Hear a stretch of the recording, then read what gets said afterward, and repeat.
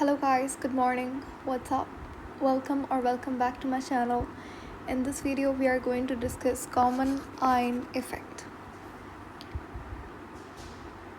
Common ion effect पढ़ने से पहले अगर आपको थोड़ा सा भी ले चैंटलियर्स प्रिंसिपल के बारे में पता है तो आपको ये टॉपिक बहुत अच्छे से समझ आ जाएगा. लेकिन अगर आपने ले चैंटलियर्स प्रिंसिपल नहीं भी पढ़ा तो बहुत आसान है. Make sure you watch the videos out जो ले चैंटलियर्स प्रिंसिपल के ऊपर बनी हुई है. इसी चैनल के ऊपर आपको बहुत आसानी से मिल जाएंगी. और आप वेरी लॉन्ग वीडियो, तकरीबन 8-10 मिनट्स की वीडियोज़ होंगी. सिर्फ उसका इंट्रोडक्शन ले लेना कि ले चैंटलियर्स प्रिंसिपल होता क्या है. देखो, बहुत सिंपल सा प्रिंसिपल है जिसमें ले चैंटलियर ने कहा था कि जब भी आप समझ लीजिए एक सिस्टम है, उसके अंदर रिवर्सिबल रिएक्शन हो रखा था और वो रिवर्सिबल रिएक्शन अब इक्विलिब्रियम स्टेट पे है. ठीक है, मेरे पास एक रिएक्शन है जो इक्विलिब्रियम स्टेट पे है और इक्विलिब्रियम स्टेट हमेशा रिवर्सिबल रिएक्शन की होती है. ये तो सबने पढ़ा हुआ होगा. अब अगर मैं इस सिस्टम के ऊपर जो कि इक्विलिब्रियम स्टेट में है, if I apply some sort of stress on this system तो the equilibrium would be disturbed. मैं इसके ऊपर अगर कुछ स्ट्रेस अप्लाई करूँ, स्ट्रेस का मतलब अगर आप कंसनट्रेशन को चेंज कर दो, ठीक है, आप प्रेशर बढ़ा दो, टेम्परेचर बढ़ा दो, वॉल्यूम में कोई चेंज ले आओ, तो ये सारा अभी केमिस्ट्री में आप इसको हमने स्ट्रेस वर्ड यूज़ किया है. ठीक है, तो स्ट्रेस ना सिर्फ प्रेशर के लिए यहाँ पे इस्तेमाल हुआ है, but if you change anything like concentration, if you add up more reactant और if you remove some product, तो कंसनट्रेशन के अंदर अगर आप चेंज लाओ, इफ़ यू इंक्रीज़ और डिक्रीज़ द टेम्परेचर और प्रेशर, ठीक है, तो उससे क्या होगा, इक्विलिब्रियम जो है उस सिस्टम का डिस्टर्ब होगा. समझ आ गई. उसके बाद अब as a result, as a reaction, जो सिस्टम है वो कुछ इस तरीके से काम करेगा कि दोबारा से इक्विलिब्रियम स्टेट को अटेन या फिर अचीव किया जाए. ठीक है, तो ये प्रिंसिपल बस इतनी सी बात है कि अगर आप स्ट्रेस अप्लाई करोगे एक सिस्टम के ऊपर तो क्या होगा, इक्विलिब्रियम डिस्टर्ब हो जाएगा उस सिस्टम का, और सिस्टम कुछ इस तरीके से काम करेगा कि उस स्ट्रेस के इफ़ेक्ट को वो कम से कम या फिर रिमूव कर सके. एनीवेज, अगर आपको थोड़ा भी आइडिया है ले चैंटलियर्स प्रिंसिपल का तो बहुत अच्छी बात है. नहीं है तो कॉमन आयन इफेक्ट पड़ता है. देखो, अभी ले चैंटलियर्स प्रिंसिपल क्यों इंपॉर्टेंट है, क्योंकि common ion effect is actually an application of ले चैंटलियर्स प्रिंसिपल. उसकी एक एप्लीकेशंस में से है ये टॉपिक. ले चैंटलियर्स प्रिंसिपल में जैसे आपने पढ़ा होगा, कंसनट्रेशन को हम चेंज करते हैं तो रिवर्स आगे जो रिएक्शन जो है वो फॉरवर्ड जाएगा या बैकवर्ड जाएगा, इस तरीके से. Anyways, let's start common ion effect. ये डेफिनेशन वगैरह सब कुछ पढ़ने से पहले I just go with example. आपको पूरा टॉपिक 1-2 मिनट में समझ आ जाएगा अच्छे से. देखो, ध्यान से सुनेंगे. मेरे पास एक कंटेनर है, ठीक है. हमने इस कंटेनर के अंदर लिया एक वीक इलेक्ट्रोलाइट, ठीक है, एक सॉल्ट ले लेते हैं. ठीक है, इलेक्ट्रोलाइट क्या होता है, इलेक्ट्रोलाइट एसिड भी हो सकता है, बेस भी हो सकती है इलेक्ट्रोलाइट, और सॉल्ट भी इलेक्ट्रोलाइट हो सकता है. इलेक्ट्रोलाइट कोई भी ऐसी चीज़ जो कि इलेक्ट्रिसिटी को कंडक्ट करे अपनी मोल्टन स्टेट के अंदर, वो इलेक्ट्रोलाइट कहलाता है. अब हमने लिया है. अब ये देखो, 2 तरीके के इलेक्ट्रोलाइट्स होते हैं. एक होता है वीक इलेक्ट्रोलाइट, एक होता है स्ट्रॉन्ग इलेक्ट्रोलाइट. वीक इलेक्ट्रोलाइट ज़्यादा अच्छे से आयोनाइज नहीं हो पाता, ज़्यादा अच्छे से कंडक्ट नहीं करता इलेक्ट्रिसिटी को, इस तरीके से समझ लो. ठीक है, तो हमने यहाँ पे ले लिया एक वीक इलेक्ट्रोलाइट, एक वीक सॉल्ट जो कि इतना अच्छे से आयोनाइज नहीं हो पाता. हमने ले लिया यहाँ पर सिल्वर आयोडाइड जो कि एक वीक इलेक्ट्रोलाइट है. जब हमने सिल्वर आयोडाइड को यहाँ पर डाला तो वो आयोनाइज हुआ. आयोनाइज का मतलब क्या होता है, अपने आयन्स के अंदर टूटना, ब्रेक डाउन. आयोनाइजेशन का मतलब होता है कि breaking down in its ions. अब यहाँ पे जो सिल्वर आयोडाइड है, ऑफ कोर्स ये सारा कुछ केस में एक्वस फॉर्म में हो रहा है, तो इसलिए यहाँ पे H2 मैंने मेंशन किया. और ये रिवर्सिबल रिएक्शन है. रिवर्सिबल क्यों है, क्योंकि ये वीक इलेक्ट्रोलाइट है, दोबारा से इस तरीके से कन्वर्ट होता रहता है. ये रिवर्सिबल रिएक्शन होता है. अगर आप स्ट्रॉन्ग इलेक्ट्रोलाइट लेते हो तो वो फिर एक इरिवर्सिबल रिएक्शन होता है. खैर, यहाँ पर हमने सॉल्ट लिया, वीक सॉल्ट, वीक इलेक्ट्रोलाइट मतलब, तो ये सिल्वर आयोडाइड अपने आयन्स के अंदर टूटा, silver positive and iodine negative. समझ आ गई यहाँ तक बात, ठीक है. अब ये क्या हुआ, ये इसके आयन से ये आयोनाइज हो चुका है, लेकिन कम्प्लीटली आयोनाइज नहीं हुआ, पार्शियली आयोनाइज। वीक इलेक्ट्रोलाइट्स हमेशा पार्शियली आयोनाइज होता है। तो ये यहाँ तक समझ आ गई, मतलब ये इतना ज़्यादा सॉल्यूबल नहीं होता पानी के अंदर, थोड़ा कम सॉल्यूबल होगा क्योंकि वीक सॉल्युबिलिटी होती है इसकी, ठीक है। अब हमने क्या किया, कॉमन आयन इफेक्ट कहता है कि जब आप एक वीक इलेक्ट्रोलाइट लेते हो, वो बेचारा पहले से ही इतना कम आयोनाइज हो रहा है, अब उसकी सॉल्युबिलिटी सप्रेस करने के लिए, यानी कि एकदम मैं चाहती हूँ कि ये इसमें भी ना टूटे, मतलब आई वांट कि ये दोबारा से अपनी पूरा का पूरा, ये दोबारा से जितना भी ये आयोनाइज हुआ है दोबारा से दोबारा किस में आ जाए, अपनी इस स्टेट में आ जाए। इसकी सॉल्युबिलिटी मैं सप्रेस का मतलब होता है कम करना चाहती हूँ, दबाना चाहती हूँ। तो अब इसकी सॉल्युबिलिटी को, इसकी आयोनाइजेशन को सप्रेस करने के लिए, कम करने के लिए हम लोग क्या करेंगे, मैं यहाँ पर ऐड करती हूँ एक स्ट्रॉन्ग इलेक्ट्रोलाइट। मैं क्या ऐड करती हूँ, एक स्ट्रॉन्ग इलेक्ट्रोलाइट। पर्पस क्या है, पर्पस ये है कि इसका जो आयोनाइजेशन है वो सप्रेस हो जाए, कम से कम हो जाए, मिनिमम हो जाए। तो इसके लिए हमने यूज़ किया एक स्ट्रॉन्ग इलेक्ट्रोलाइट। लेकिन कंडीशन क्या है, यानी कि शर्त क्या है, वो ये है कि आप जो स्ट्रॉन्ग इलेक्ट्रोलाइट लोगे उसमें और जो वीक इलेक्ट्रोलाइट है उसमें कुछ ना कुछ कॉमन आयन होना चाहिए। क्या होना चाहिए, कॉमन आयन। तो हमने कहा कि चलो ठीक है कॉमन आयन ले लेते हैं। तो हमने यहाँ पर लिया सोडियम आयोडाइड। कॉमन आयन आ रहा है, क्या आ रहा है, आयोडीन और आयोडाइड हैं, दोनों आयोडाइड्स हैं, यानी कि दोनों आयोडीन के सॉल्ट्स हैं। चल अच्छी बात है।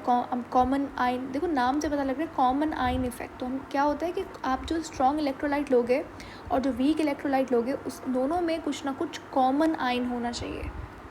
समझ आ गई बात। चलो हमने ले लिया यहाँ पर एक स्ट्रॉन्ग इलेक्ट्रोलाइट जिसके अंदर एक कॉमन आयन है, सोडियम आयोडाइड ले लिया एज एन एग्जाम्पल। अब सोडियम आयोडाइड क्या है, एक स्ट्रॉन्ग इलेक्ट्रोलाइट है, तो कम्प्लीटली ये क्या होता है, ब्रेक डाउन हो जाएगा अपने आयन्स के अंदर। सोडियम पॉजिटिव, आयोडीन नेगेटिव, ये भी एक्वस मीडियम के अंदर होगा, और ये भी रिवर्सिबल रिएक्शन है, कम्प्लीटली नहीं होता, थोड़ा इससे ज़्यादा होगा, लेकिन ये भी एक रिवर्सिबल रिएक्शन है, ठीक है। अब ध्यान से सुनो, ये दोनों बातें आपको समझ आ गई। अब होता क्या है कि यहाँ पर क्या हुआ, आयोडीन की क्वांटिटी, ये तो अभी ऐसे ही पड़ा हुआ है, ठीक है, इसके कुछ ना कुछ थोड़ा बहुत ये सॉल्युबल हुआ है, थोड़ा बहुत पड़ा हुआ है। मैंने जैसे ही इसको डाला तो ये अपने आयंस के अंदर टूटा, लेकिन आप देख रहे हो कि यहाँ पे आयोडीन बना है। अब आयोडीन की क्वांटिटी क्या हुआ, कंटेनर के अंदर आयोडीन, बहुत सारा आयोडीन फॉर्म हो गया। जाहिर सी बात है, आयोडीन यहाँ से भी आ रहा है और यहाँ से तो बहुत ज़्यादा आयोडीन फॉर्म हो रहा है। अब जब आयोडीन की क्वांटिटी बढ़ गई, इसका मतलब आयोडीन की कंसनट्रेशन यहाँ पे बढ़ गई। अगर आप इस रिएक्शन में देखो तो यहाँ पे भी आयोडीन आ रहा है, ठीक है, और कंप्लीट सोल्यूशन में आयोडीन की क्वांटिटी ज़्यादा है। अब जब आयोडीन की क्वांटिटी ज़्यादा होगी तो आप मुझे बताइए कंसनट्रेशन कहाँ, जो रिएक्शन है वो कहाँ पे फेवर करता है। ले चैप्टर्स में हमने पढ़ा था, कंसनट्रेशन जहाँ पे कम होती है वहाँ पर रिएक्शन फेवर करता है। अब आयोडीन की क्वांटिटी यहाँ पे ज़्यादा है, इसका मतलब रिएक्टेंट कम है, तो ये रिएक्शन कैसा होगा, बैकवर्ड रिएक्शन होगा। समझ रहे हो। तो अब यहाँ पे ये रिएक्शन कैसा हो जाएगा, बैकवर्ड। ये पूरा का पूरा जो आप देख रहे हो, सिल्वर आयोडीन, सिल्वर प्लस और आयोडीन नेगेटिव, ये दोनों के दोनों कन्वर्ट हो जाएंगे, बैकवर्ड रिएक्शन हो रहा है तो किसके अंदर कन्वर्ट हो जाएंगे, सिल्वर आयोडाइड के अंदर। तो पूरा जो सॉल्यूबल हुआ था वो दोबारा से अपनी ओरिजिनल स्टेट के अंदर आ जाएगा। हमने ये कैसे किया, हमने सिर्फ एक स्ट्रॉन्ग इलेक्ट्रोलाइट जिसके अंदर कॉमन आयन था वो ऐड किया। ऐड करने से जो वीक इलेक्ट्रोलाइट है उसकी सॉल्युबिलिटी क्या होगी, सप्रेस हो गई। अब पढ़ते हैं हम लोग डेफिनेशन। होपफुली आपको एग्जाम्पल एकदम क्लियर हो गया होगा। यही होता है कॉमन आयन इफेक्ट, ठीक है। इस पिक्चर के अंदर आप देख सकते हो वही सेम चीज़ हो रही है। यहाँ पे मैं दोबारा से एक्सप्लेन कर लेती हूँ, अगर आपको नहीं से भी समझ आएगी। हमने वीक इलेक्ट्रोलाइट लिया, ठीक है, सिल्वर आयोडाइड अपने आयन्स के अंदर टूटा, ठीक है। उसके बाद हमने एक स्ट्रॉन्ग इलेक्ट्रोलाइट डाला जो कि इसमें, और वीक इलेक्ट्रोलाइट हमारे सिल्वर आयोडाइड के अंदर क्या था, कॉमन आयन था, आयोडाइड। जैसे ही आप स्ट्रॉन्ग इलेक्ट्रोलाइट लोगे ये अपने आयन्स के अंदर टूटेगा, आयोडीन की क्वांटिटी इंक्रीज़ हो गई, आयोडीन की कंसनट्रेशन इंक्रीज़ हो गई, तो रिएक्शन कैसे होगा, बैकवर्ड रिएक्शन होगा। बैकवर्ड क्यों होगा, क्योंकि जहाँ पे भी कंसनट्रेशन कम होती है रिएक्शन उस डायरेक्शन में फेवर करता है। तो यहाँ पे इसकी डायरेक्शन, इसकी क्वांटिटी कम थी, आयोडीन की ज़्यादा हो गई थी, तो रिएक्शन कैसा होगा, बैकवर्ड होगा। तो ये था कॉमन आयन इफेक्ट। हमेशा याद रखना रिएक्शन कैसा होगा, बैकवर्ड होगा। कॉमन आयन इफेक्ट के अंदर हमेशा वीक इलेक्ट्रोलाइट का जो रिएक्शन है वो बैकवर्ड या फिर रिवर्स रिएक्शन होगा। अब पढ़ते हैं हम लोग डेफिनेशन। इसमें ये कहता है कि to decrease the solubility of sparingly का मतलब होता है स्लाइटली सॉल्युबल और वीक इलेक्ट्रोलाइट, ठीक है। तो to decrease the solubility of the sparingly soluble salt, एक सॉल्ट है स्पेरिंगली सॉल्युबल यानी कि बहुत वीकली सॉल्युबल सॉल्ट है, इतना ज़्यादा सॉल्ट डिज़ोल्व नहीं हो पाता, एक वीक इलेक्ट्रोलाइट समझ लो, ठीक है। उसकी सॉल्युबिलिटी और भी डिक्रीज़ करने के लिए हम क्या करते हैं, एडिशन करते हैं एक हाईली सॉल्युबल सॉल्ट यानी कि एक स्ट्रॉन्ग इलेक्ट्रोलाइट की, लेकिन ऐसा इलेक्ट्रोलाइट जिसमें क्या हो, एक कॉमन आयन हो। तो इस इफ़ेक्ट को हम रेफ़र करते हैं as a common ion effect. अब पढ़ते हैं, to decrease the solubility of slightly soluble salt in the solution by the addition of the highly soluble salt with one common ion. This phenomena refers to the common ion effect. ठीक है, आप अपनी language के अंदर भी कुछ भी लिख सकते हो, क्योंकि अगर आपको एक बार कॉन्सेप्ट समझ आ गया then it's a easy game. कि मतलब अगर इस पिक्चर को देखो आप तो आपको क्या समझ आता है, in order to decrease or suppress the solubility of the weak electrolyte, addition of a strong electrolyte with one common ion is done. This phenomena is called as common ion effect. ठीक है, अब ये कुछ इसके important points हैं। First of all ये application है ले चैंटलियर्स प्रिंसिपल की, इसीलिए मैंने कहा था कि आपको ले चैंटलियर्स प्रिंसिपल के बारे में थोड़ा बहुत आइडिया होना चाहिए। अब ये कैसे एक एप्लीकेशन है, देखो मैंने यहाँ पे आपको बताया कि जो आयोडीन की कंसनट्रेशन है वो ज़्यादा होगी तो रिएक्शन क्या हो गया, बैकवर्ड हो गया। तो यही तो हमने पढ़ा था ले चैंटलियर्स प्रिंसिपल के अंदर। भाई एक रिएक्शन है, वीक इलेक्ट्रोलाइट वाला जो रिएक्शन था वो इक्विलिब्रियम में था, लेकिन जैसे ही मैंने एक स्ट्रॉन्ग इलेक्ट्रोलाइट डाला तो कंसनट्रेशन डिस्टर्ब हुई, तो इक्विलिब्रियम डिस्टर्ब हुआ, रिएक्शन बैकवर्ड हो गया। तो ये ले चैंटलियर्स का प्रिंसिपल हो गया। हमेशा याद रखना ये कैसा रिएक्शन होगा, रिवर्स डायरेक्शन में रिएक्शन होगा। अभी बताया था कि ये रिएक्शन कैसा है, रिवर्स या फिर बैकवर्ड डायरेक्शन में होगा। तो कॉमन आयन इफेक्ट में आप जितने भी रिएक्शंस देखोगे उसमें रिएक्शन हमेशा रिवर्स डायरेक्शन में होगा। ये आपसे पूछ सकता है, इंपॉर्टेंट एमसीक्यूज बन सकता है। उसके बाद कॉमन आयन इफेक्ट की मदद से हम लोग क्या करते हैं, जो वीक इलेक्ट्रोलाइट है उसकी आयोनाइजेशन को सप्रेस करते हैं, कम डिक्रीज़ करते हैं। होपफुली आपको कॉमन आयन इफेक्ट बहुत अच्छे से कॉन्सेप्चुअली समझ आया होगा। नेक्स्ट अब मेरे पास कुछ यहाँ पे एप्लीकेशंस लिखी हुई हैं कॉमन आयन इफेक्ट की। सबसे पहले तो देखो आगे हम लोग पढ़ेंगे बफर्स के बारे में। तो बफरिंग ऑफ अ सोल्यूशन एक एप्लीकेशन है कॉमन आयन इफेक्ट की। उसके अलावा purification of salt, precipitate, qualitative and quantitative analysis, ये सारी एप्लीकेशंस होती हैं कॉमन आयन इफेक्ट की। सबसे इंपॉर्टेंट इनमें से है buffering of solutions. Next we will learn what are buffers, how to make a buffer solution.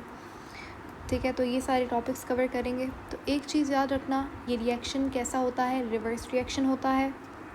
जो स्ट्रॉन्ग और वीक इलेक्ट्रोलाइट होगा दोनों में एक कॉमन आयन होना चाहिए। कॉमन आयन इफेक्ट एप्लीकेशन होती है ली चैंटलियर्स प्रिंसिपल की। और कॉमन आयन इफेक्ट की सबसे इम्पॉर्टेंट एप्लीकेशन कौन सी होती है, buffering solutions. Okay, thank you so much for watching. See you later in the next video.